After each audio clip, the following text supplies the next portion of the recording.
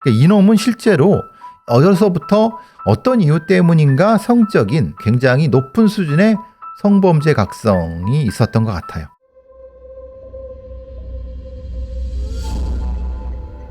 (2023년 8월 20일) 오후 2시 38분 서울 성북구의 한 빌라에서 20대 여성이 신발도 신지 못한 채 필사적으로 건물 밖으로 뛰쳐나왔습니다. 그녀의 몸은 피투성이었고 양손에는 피 묻은 식칼 한 자루와 전기 충격기가 들려 있었습니다. 곧 112에 신고 전화가 걸려왔습니다. 어떤 여자가 피를 흘리고 있어요. 살려달라고 울면서 막 소리치고 지금 자기 자취방에 누가 쳐들어왔다고 막 그래요. 손에 칼도 들고 있고요. 빨리 좀 와주세요. 시민들의 112 신고가 빗발치던 바로 그 시각, 같은 빌라 안 사건이 벌어진 바로 그 집에서 또 다른 112 신고가 걸려왔습니다.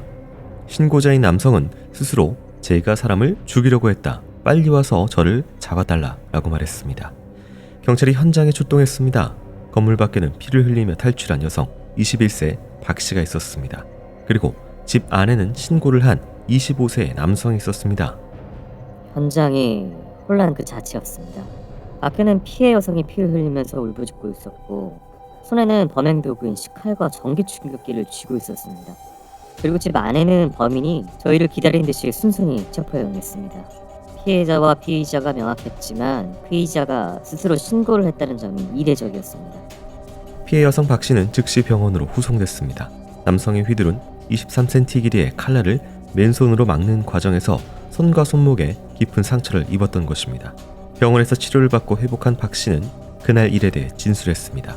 그녀는 며칠간의 해외여행을 마치고 공항에서 막 집으로 돌아온 참이었습니다. 박 씨 혼자 거주하던 성북구의 자택. 집에 들어와 환기를 위해 거실 창문으로 가던 순간 안방에 숨어있던 범인이 뛰쳐나왔다고 했습니다. 남자는 너를 죽일 거야 라고 하면서 달려들었습니다. 범인은 너 때문에 내가 얼마나 힘들었는지 아냐면서 오른손에 든 칼로 피해자의 복부를 찌르려고 했으나 박 씨가 손으로 칼날을 잡았습니다. 공격을 막으며 저항하다가 바닥에 넘어진 박 씨. 그 순간 범인이 그녀 위에 올라타서 칼로 목을 찌르려고 했으나 박 씨는 칼날을 놓지 않고 버텼습니다. 이에 범인은 주먹으로 그녀의 얼굴을 때리고 왼손으로 전기 충격기를 몸에 대려고 했습니다. 박 씨는 힘이 빠져 제발 말로 하자라면서 이야기하는 순간 범인이 앉았고 박 씨는 그때 칼과 전기 충격기를 빼앗아 도망쳤다고 했습니다. 목숨을 잃을 뻔했던 충격적인 범행. 그런데 더욱 놀라웠던 사실은 범인의 정체였습니다. 처음에는 데이트 폭력이나 스토킹 사건으로 생각했죠. 그래서 범인이 친오빠라고 하는 순간 너무 놀랐던 기억이 있습니다. 21살 박 씨를 살해하려고 한 범인은 25살의 친오빠였습니다. 생존한 동생의 진술에 의하면 오빠는 분명 동생을 살해하려고 했습니다. 오빠 박 씨 역시 112 신고 당시 스스로 여동생을 죽이려고 했다고 자백했습니다. 하지만 수사가 시작되자 범인은 이 모든 것을 뒤집는 주장을 했습니다. 살해할 의도는 없었습니다. 어린 시절부터 미워한 동생이 보는 앞에서 살하려고 했던 겁니다. 제가 칼로 해야 하는 거를 동생이 막으려고 칼을 빼앗으려고 해서 몸싸움을 한 것뿐입니다. 여동생을 죽이려고 했던 것인지 동생 앞에서 죽으려고 했던 것인지 둘 중 뭐가 됐든 이해하기 어려운 범인의 행동. 대체 남매 사이엔 어떤 일이 있었던 것일까?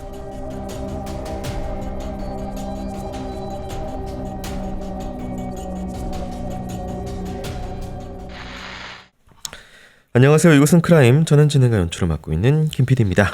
날카롭고 정확한 분석으로 대한민국의 정의를 세우고 계시는 배상훈 프로파일러님 모십니다. 예, 안녕하세요. 배상입니다. 반갑습니다. 네, 반갑습니다. 네, 오늘 준비한 사건은 2023년 사건입니다. 범인과 피해자는 놀랍게 친오빠, 친동생의 관계였습니다. 일단 생존을 했기 때문에 진술 부분이 좀 구체화됐었고요. 그런데 이제 오빠인 범인 박 씨의 진술이 좀 엇갈립니다. 완벽하게 엇갈리는데 초기 신고 내용 그리고 이후에는 어떤 극단적인 그런 과정에서 벌어진 일이다라고 했는데 이거 어떻게 보실까요? 팩트는 신고했을 때도 가해자는 자기가 사람을 죽이려고 했다. 그리고 자기를 잡아가 달라. 라고 분명히 얘기를 했어요. 그건 녹음이 남아있는 거고. 네.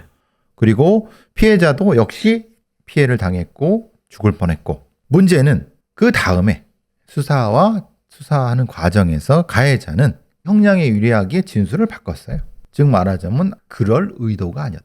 네. 그러니까 행위는 어차피 그건 부정할 수가 없으니까 네. 증거가 남아있으니까 의도가 그게 아니라 자기는 자살하려고 했는데 그것을 막는 과정에서 상처가 났고 이랬을 뿐이다 라고 일종의 자신의 행동이 아니라 의도를 네. 진술을 바꾼 거죠. 그러면 가해자의 행동이 실제로 그런 의도와 연관이 되는가를 증거로서 파악해 보는 게 이 사건의 쟁점입니다. 네, 지금 도구가 여기 현재 칼과 또 하나 나오는 게 이게 오빠 이야기에 따르면 내가 극단 선택을 하려고 하는데 전기 충격기는 왜 갖고 있느냐라는 이상. 네, 가장 큰 문제가 그거죠.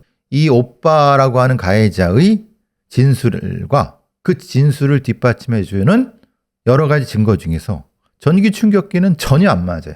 전기 충격기는 다른 사람을 제압하기 위한 거지. 그렇잖아요. 네, 그러니까 내가 나를 제압하기 위해서? 내가 나를 제압하면 내가 어떻게 자살을 해?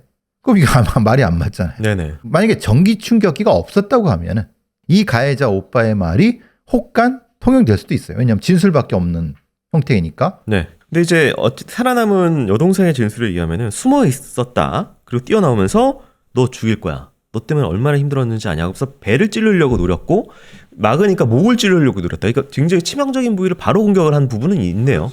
바로 들고 있는 칼로 보이는 대로. 그러니까 만약에 처음부터 목을 노리거나 뭔가 하려고 했다고 하면은 그것이 아니라 뭔가 제압을 먼저 하려고 했겠죠. 네. 근데 칼로는 제일 빠르게 제압하는 것은 몸통을 공격하는 거겠죠. 찌르면은 멈칫하니까. 그러니까 이 방법은 이 가해자의 행동과 연결이 됩니다. 제압하고 그 다음에 무엇인가를 하려고 했던. 단시간에 빨리 죽이기 위해서 생명을 끊기 위해서 뭔가 한 행동보다는 제압, 그러니까 전기 충격기와 그렇죠. 배를 노린 네, 부분이 그렇죠. 제압을 먼저 하려고 했었다. 제압하고 그 다음에 내가 널 죽일 거야 라고 달려들어서 죽이는 행동을 했을 거란 얘기예요. 네네. 그러니까 이런 얘기를 안 했으면 바로 죽이는 거죠. 이 동기 관련돼서 얘기를 하다가 살해 의도는 없었지만 어린 시절부터 미워하는 동생이 보는 앞에서 극단 선택을 하려고 했었다라는 게 이게 굳이 필요 없는 단어인 어린 시절부터 미워하는 동생. 그러니까 이제 피해자 탓으로 돌리는 거죠. 네. 아니 이 여동생을 이게 뭐야 죽이려고? 뭐야 이유가 있을 거 아니야. 그럼 지금은 설명이 안 되죠. 그러니까 과거에 제가 날 공격했기 때문에 제가 날 관계가 안 좋아서. 안 좋고 네. 제가 날 뭔가 왕따시키고 아니면 뭔가 괴롭혔기 때문에 그게 누적돼서 지금 내가 이렇게 하는 이런 식으로 코치를 받은 진술이라고 볼 수 있죠. 자, 범인 오빠 박 씨의 자살 소동 주장을 검증하기 위해서 경찰은 범행 현장인 피해자 원룸을 정밀 감식했습니다. 수사 내용 살펴보도록 하겠습니다.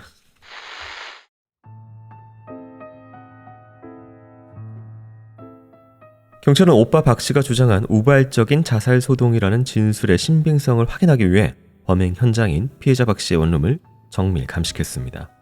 현장에는 많은 혈흔이 있었는데 DNA 분석 결과 피해자 박 씨의 혈흔은 확인됐습니다. 병원으로 실려왔을 당시 피해자는 우측 얼굴이 부어 있었고 얼굴에도 혈흔이 묻어 있었습니다. 양손과 손목에 열린 상처도 있어서 집에서 벌어진 공격으로 현장에서 많은 피를 흘린 것으로 보였습니다. 또한 현장에서 발견된 식칼은 총 길이 35cm, 날 길이 23cm로 혈흔과 함께 적지 않은 머리카락이 얽혀 있었습니다. 현장은 남매 간의 몸싸움이 있었다고 보기에는 무언가 어울리지 않은 물건들로 가득 차 있었습니다. 방 안에는 두 사람이 격렬하게 저항한 흔적과는 별개로 수많은 택배 상자가 쌓여 있었습니다. 처음엔 친족 살인 미수 현장인 줄 알았습니다. 그런데 방 안에서 인터넷 쇼핑몰에서 주문한 성인용품 41개가 발견됐습니다. 대부분 미개봉 상태였고 배송지가 바로 이 피해자의 집이었습니다. 범행에 쓰인 식칼과 전기충격기도 그가 인터넷으로 주문한 물품이었습니다. 발견된 것은 이뿐만이 아니었습니다. 방 한쪽에는 동생 박 씨의 예전 중학교 교복과 박스 테이프 2개가 함께 발견됐습니다. 피해자에 의하면 이건 성북구 빌라에 원래 있었던 옷이 아닌 오빠가 가지고 온 물건이라고 했습니다. 더욱 의아한 것은 동생 박 씨의 침대였습니다. 침대에는 손과 발을 묶기 위한 끈 종류의 결박기구가 이미 설치되어 있었고 안대와 추가끈은 침대 머리 쪽에 수납칸에 놓여 있었습니다. 수사팀은 이 물건이 언제부터 이곳에 있었는지를 추적했습니다. 그러자 오빠 박 씨의 경악할 만한 행적이 드러났습니다. 피해자는 8월 16일부터 20일까지 해외여행 중이었습니다. 범인은 모친과 동생의 통화 내용을 엿듣고 이 사실을 미리 알고 있었습니다. 그리고 여동생이 집을 비운 틈을 노렸습니다. 오빠 박 씨는 부모님 집과 동생의 자취방 현관 비밀번호가 동일하다는 것을 알고 있었습니다. 그의 침입은 이번이 처음이 아니었습니다. 첫 번째 침입은 8월 12일 오전 10시 35분. 그는 동생의 빈집에 들어와 집안 구조를 샅샅이 확인했습니다. 그리고 나흘 뒤인 16일 오후 1시 58분. 그는 미리 준비해온 피해자의 중학교 교복과 박스 테이프를 들고 집에 다시 2차 침입했습니다. 이날부터 박 씨의 기이한 잠복이 시작됐습니다. 그는 동생이 귀가한 8월 20일 오후 2시 38분까지 무려 5일 96시간이 넘는 시간 동안 동생의 집 안방에 유령처럼 숨어 있었습니다. 오빠 박 씨는 5일 동안 빈집을 숨어 지내면서 외부 침입을 전혀 하지 않았습니다. 미리 준비해온 음식물로 버틴 것으로 보입니다. 그 5일간 박 씨는 자신의 휴대전화로 41개의 성인용품과 범행용 식칼, 전기 충격기를 피해자 집 주소로 배달시켰습니다. 택배기사가 문 앞에 물건을 두고 가는 것을 확인한 뒤 조용히 물건을 집 안으로 들여왔습니다. 그리고는 배달된 물품들을 방 안에 진열하고 침대에 결박 도구를 설치하면서 동생이 돌아오기만을 기다린 겁니다.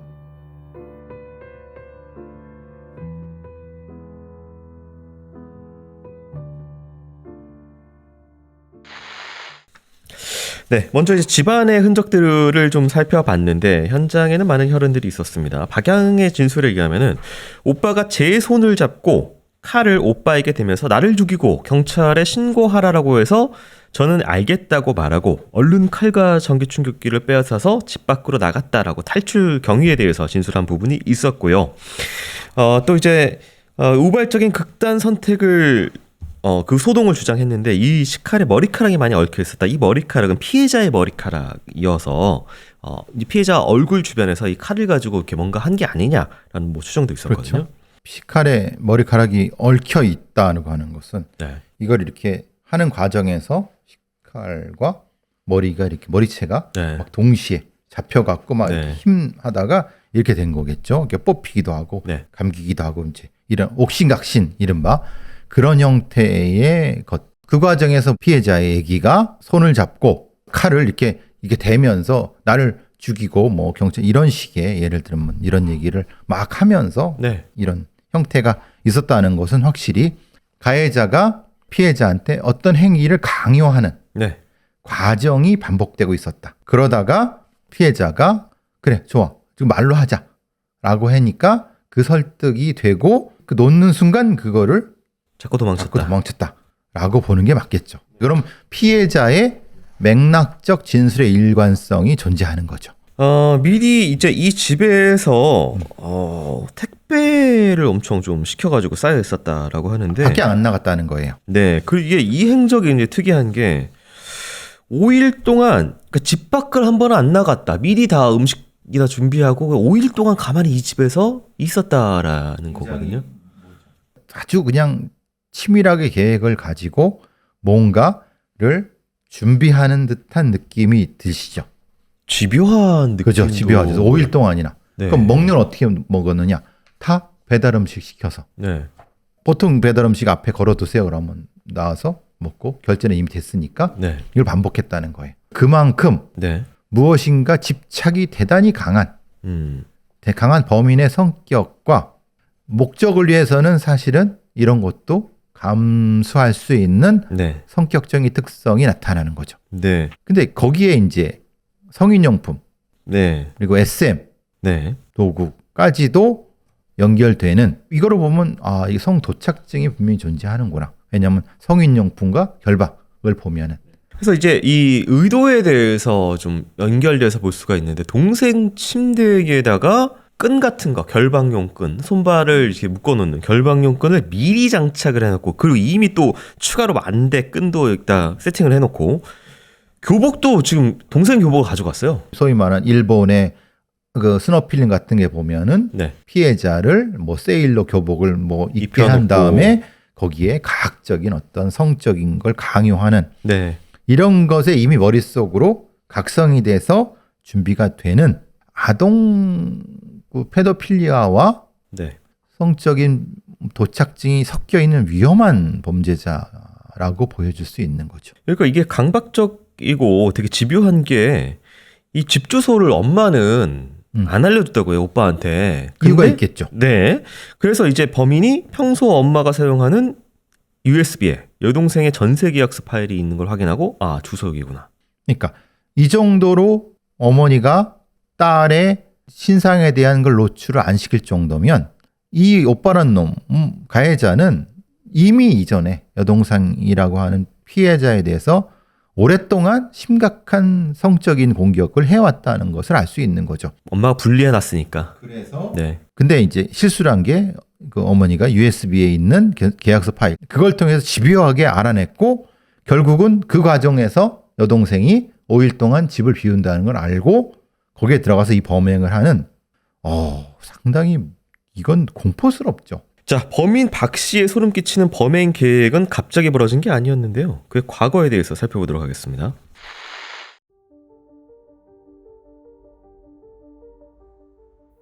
자살소동이라는 오빠 박 씨의 주장은 현장에서 발견된 41개의 성인 용품과 결박도구들 앞에 설득력을 잃어가고 있었습니다.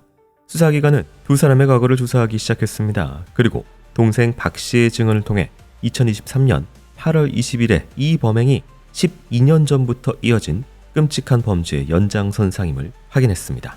피해자 박 씨는 오빠의 범행의 이번이 처음이 아니었다고 했습니다.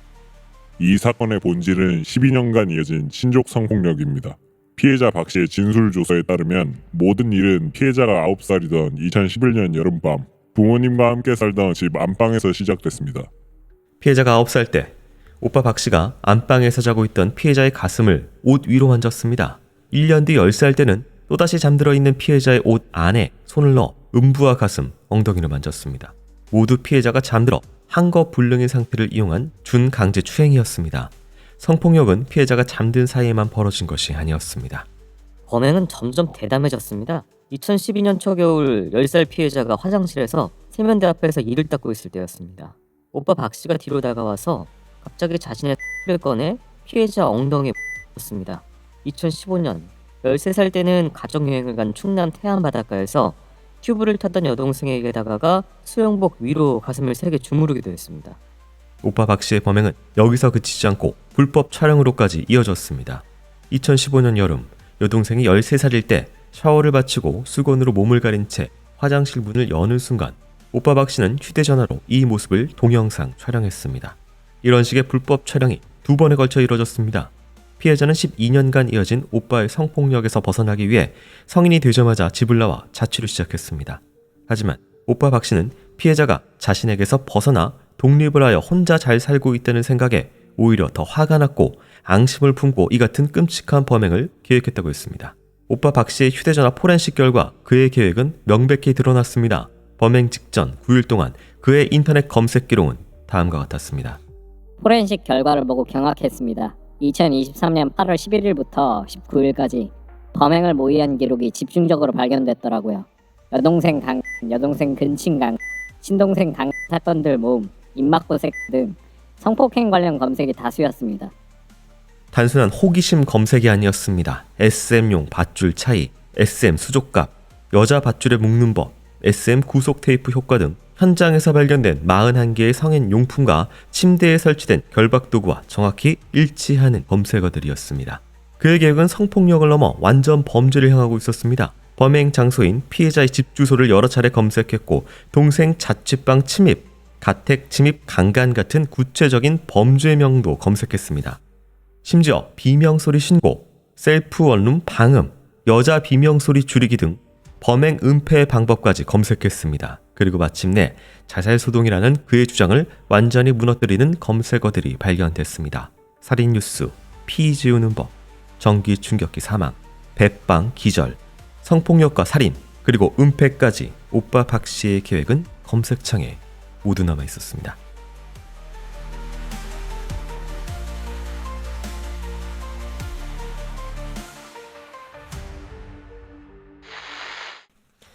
네, 뭐 검색이 너무 말이 안 되는데 하여튼 뭐 여러 가지의 여동생을 강간한 실제 사건들에 관련된 구체적인 여러 사건의 언론 기사들까지 검색을 한 부분이 있습니다. 변호인은 이에 대해서 야, 오빠가 우리 피고가 성적 욕구를 해소하기 위해서 그냥 야한 거 검색한 것이다 라고 이렇게 변호를 했거든요. 변호인은 그렇게 얘기를 하겠죠.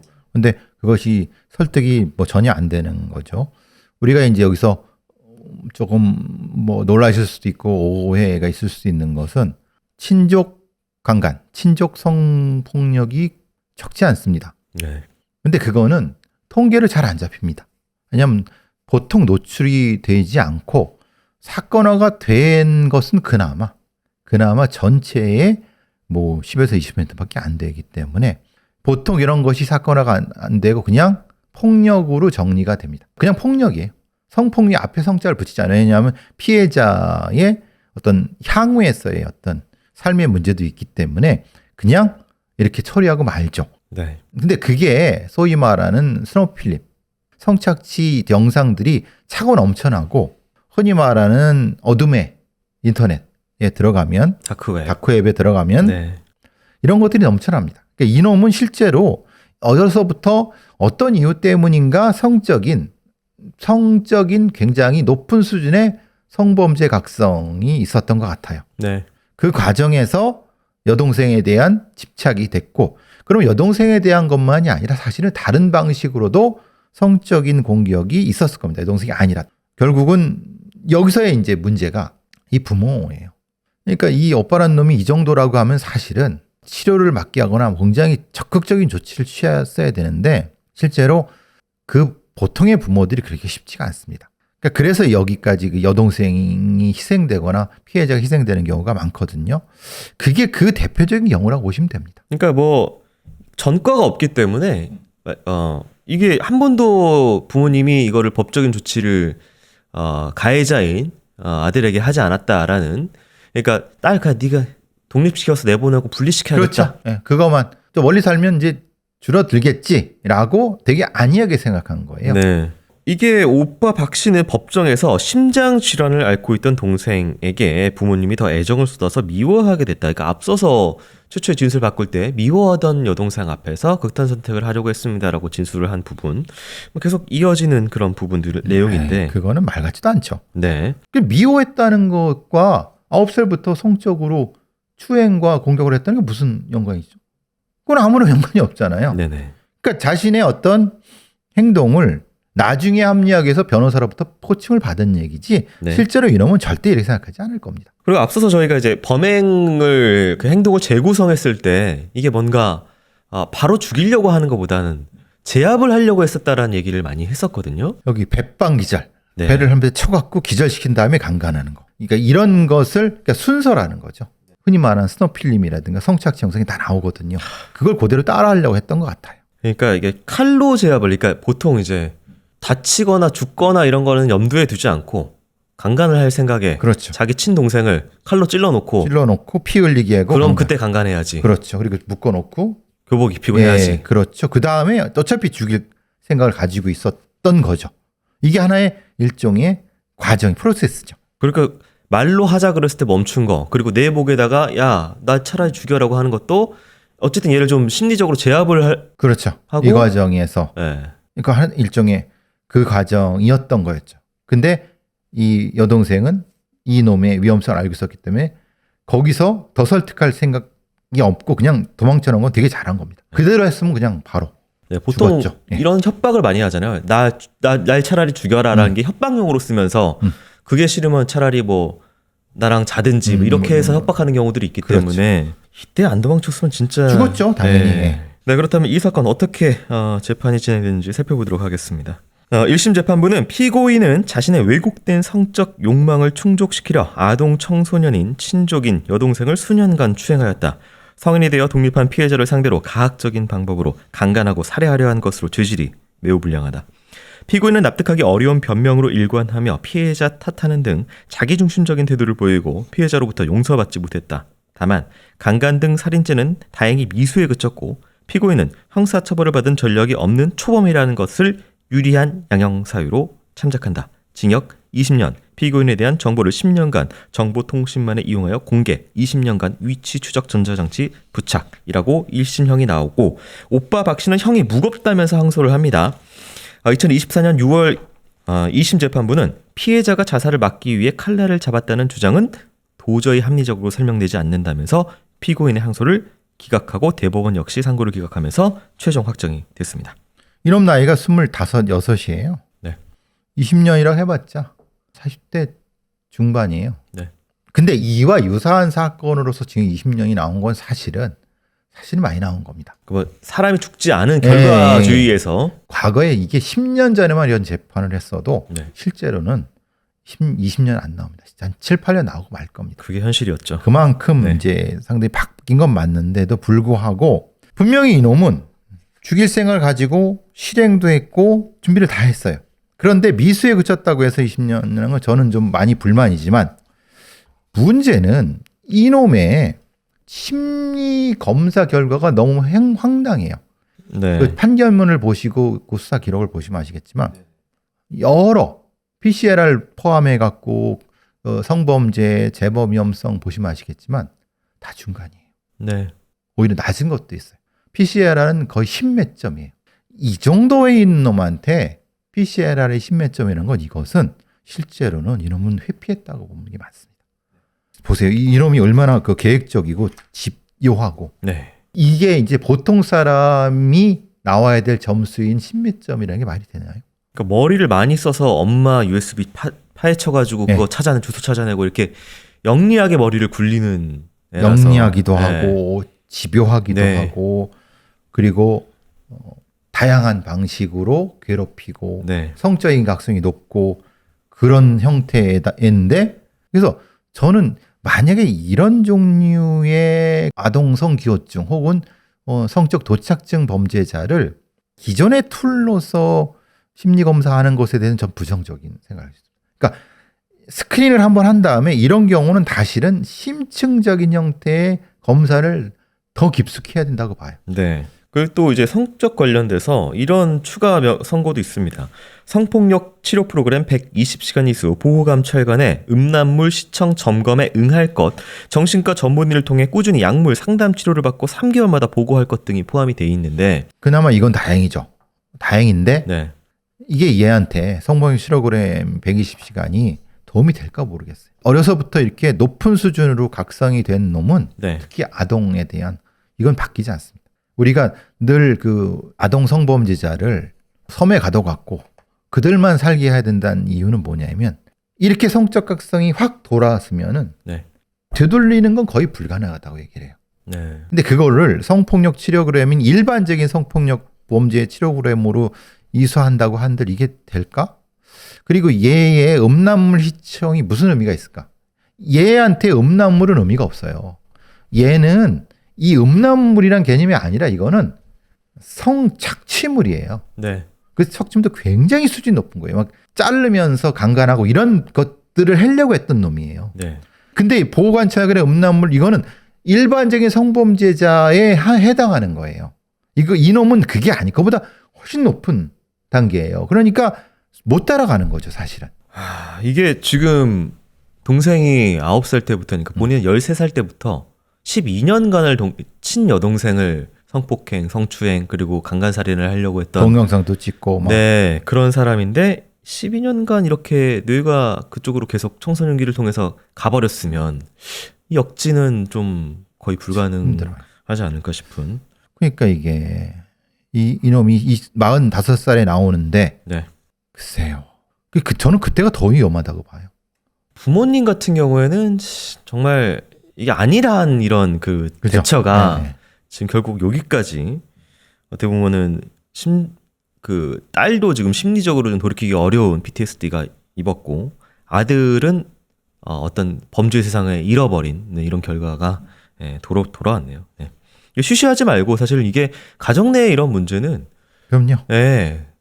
공개적인 그런 제도를 통해서 그럼요. 해소를 해야지. 친오빠, 특히 사촌 오빠 또는 뭐 삼촌 이 가해자가 제일 많습니다. 친족 성범죄, 특히 가족 성범죄는 그래서 이걸 보통 그래 생존자라고 하잖아요. 네. 서바이벌.